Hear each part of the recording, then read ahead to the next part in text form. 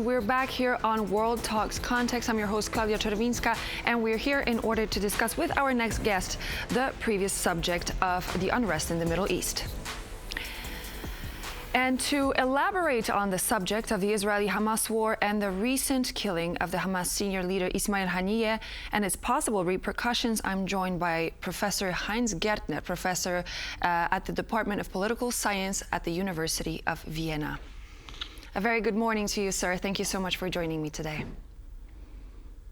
Thank you for inviting me. So Iran vowed revenge on Israel after Hamas leader was assassinated in Tehran. Is the threat of this retaliation possible, and what kind of scenarios are we looking at? Definitely, Iran announced that retaliation will be more strict than the one in April, when almost all the drones have been intercepted. But it is hard to find a measured response which would not escalate, because after Iran's retaliation, Israel will react again. And also Iran announced that it will not act only by itself, but with the help of the axis of resistance. So Israel will be confronted with multiple fronts, and I don't think any possibility that Israel will be able to react in a calculated way. So there is the danger of escalation, of course, and the US already said that it would help to defend Israel. There is this US component as well, because this is a sort of security guarantee which might involve the US then as well. I wanted to take a closer look at the statement by Benjamin Netanyahu. He said that challenging days lie ahead and we are prepared for any scenario and we will stand united and determined. He definitely has some scenarios in mind, and my question is, with whatever you had in mind in regards to the last question I asked, is Israel ready for this possible escalation that could take place in the Middle East? Well, of course, Israel has to take into account the consequences. But Prime Minister Netanyahu wanted to kill three birds with one stone. One is, of course, to claim that he comes closer to his war game to eliminate Hamas, even though Khamenei would be a potential negotiator for the release of the captives. Secondly, of course, it is an embarrassment of the new elected Iranian president, because Pezeshkian wanted to open up to the West and also try to revive the nuclear deal, what Netanyahu does not really want. And thirdly, of course, it tells the US that Netanyahu, that he can do anything what he wants, no matter who is in the White House. So that's basically the reasons for Netanyahu, and the consequences, of course, might be an escalation as well. And but I don't think Israel has really calculated all the possible ramifications. So we just mentioned a declaration by Iranian authorities, but we cannot forget that only but a few days ago we heard from the Turkish President Erdogan, who also claimed that Turkey could enter Israel to help Palestinians.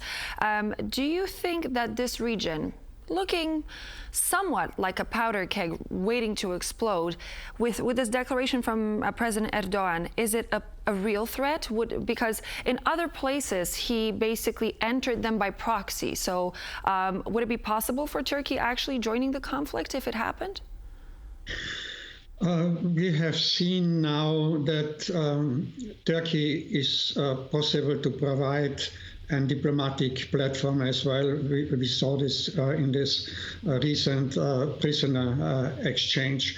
So Turkey can be a mediator as well. But of course, Turkey requests, as other actors in the region, almost all the other actors in the region, that the conflict in Gaza has to be ended. There has to be a ceasefire in order to have some decent negotiations with Israel. So that might be the prerequisite. It might not end all the conflicts, possible not, because they have already developed some self-dynamics and all the actors have their own interests, but it would help, of course. I'm very happy that you actually mentioned the subject of Gaza ceasefire, because it takes me to my next question. As we read statements from different experts and we watch interviews, we hear that obviously there is a recurring question of what took Israel so long in order to target with surgical precision the particular people who are senior leaders of Hamas. What took them so long? I do think Israel also has other objectives in Gaza, not only to eliminate Hamas leaders, political leaders, and military structure. But it was clear from the beginning this goal cannot be achieved entirely.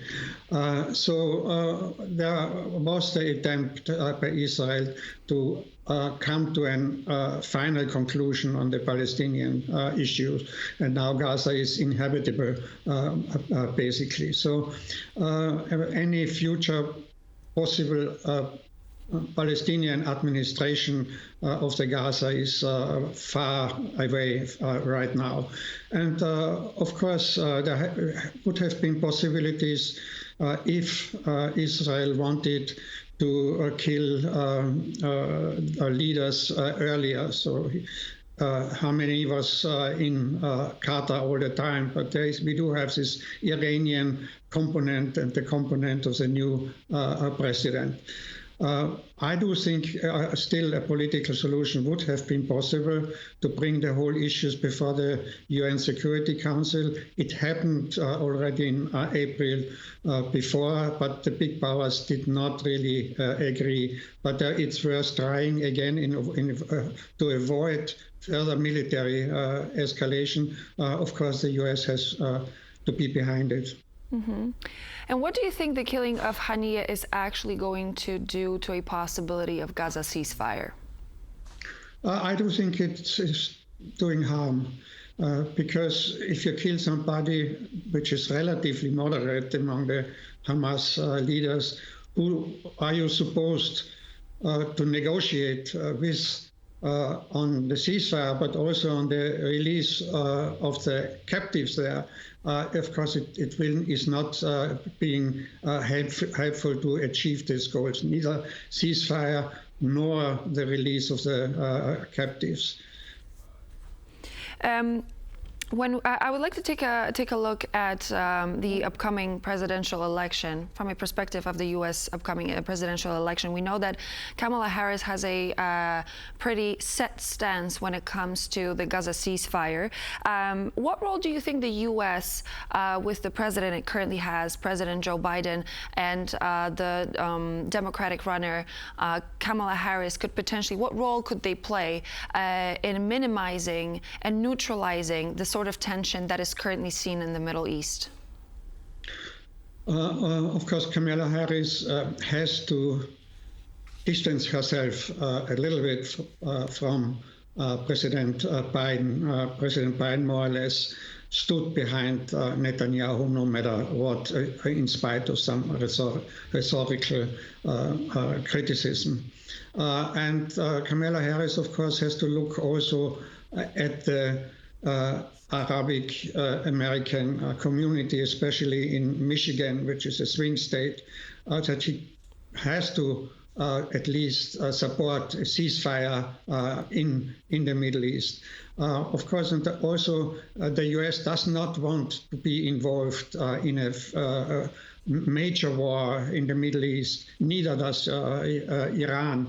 So she might have to put pressure on Netanyahu to, whether successful or not, to have a more calculated response, or more trying to get a more political solution than the situation is right now. And last but not least, do you think that whatever is going to happen, whatever developments are going to take place in the Middle East in weeks and months to come ahead of the election could potentially affect the U.S. presidential election? It could. Usually foreign policy doesn't play much of a role in the elections campaign. This time it does. We do have the war in Ukraine and the Russian issue. We do have the war in the Middle East. And we have seen in the US, especially among young voters, that they're not entirely behind what Israel is doing. They are all behind what Israel is. Nobody questions the existence of Israel, but Israel's acts in Gaza are very much criticized. And if Kamala Harris does not address the issue somehow, she might lose those young voters. Thank you so much. That was Professor Heinz Gärtner, professor at the Department of Political Science, the University of Vienna. It's a pleasure to talk to you, as always. You're welcome. Thank you very much. And so when it comes to myself, this was the final talk of today here at World Talks Context, but please remember to stay tuned here on TVP World because we do have more coming. We'll see you soon.